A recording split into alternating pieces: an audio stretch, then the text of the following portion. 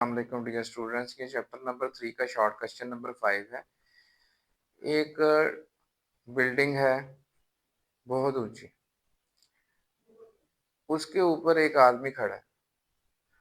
वो same velocity से एक जो बॉल है या एक जो पत्थर है उसको अपवर्ड फेंकता है और उसी वेलोसिटी से एक दूसरी बॉल को जो है वो डाउनवर्ड फेंकता है, यानी थ्रो करता है।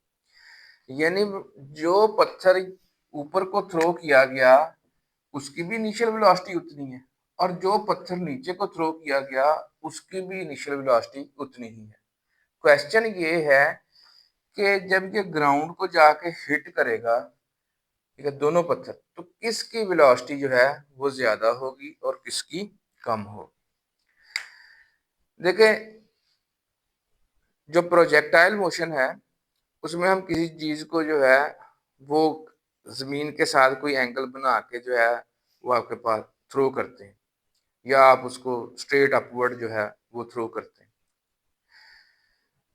उसकी के जो वर्टिकल मोशन है इसमें फोर्स एक्ट कर रही है जो कि उस ऑब्जेक्ट का वेट है और वो डाउनवर्ड एक्ट कर रहा है और उसके नतीजे में उसमें एक यूनिफॉर्म ग्रेविटेशनल एक्सेलरेशन है।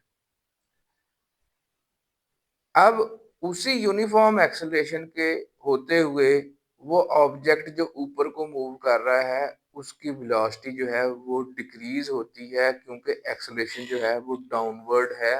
इसका मतलब है कि उसकी वेलोसिटी जो है उस रेट से, यानी वो जो आपके पास ग्रेविटेशनल एक्सेलरेशन वाला रेट है उस रेट से उसकी वेलोसिटी में कमी वाकया होनी है और उसने टॉप ऑफ द फ्लाइट जाके रुक जाना। जब वो डाउनवर्ड मोशन स्टार्ट करता है या उससे भी पहले कि उसके ऊपर वही एक्सेलरेशन जो है वो एक्ट कर रहा है और वो एक्सेलरेशन अब वेलोसिटी की डायरेक्शन में एक्ट कर रहा है क्योंकि अब वेलोसिटी क्या है, डाउनवर्ड है, यानी वेलोसिटी भी आपके पास नेगेटिव है और आपके पास ग्रेविटेशनल एक्सेलरेशन भी नेगेटिव है। सो इसकी वेलोसिटी उसी रेट से क्या है, इंक्रीज होती है। सो इसका मतलब ये हुआ कि जो इसने पत्थर ऊपर को फेंका है ये भी जब अपनी टॉप ऑफ द फ्लाइट से वापस इसी मुकाम पे वापस आएगा तो ये सेम वेलोसिटी अटेन कर चुका होगा क्योंकि आपके पास ये जो यहाँ पे एक्सेलरेशन है वो सेम है।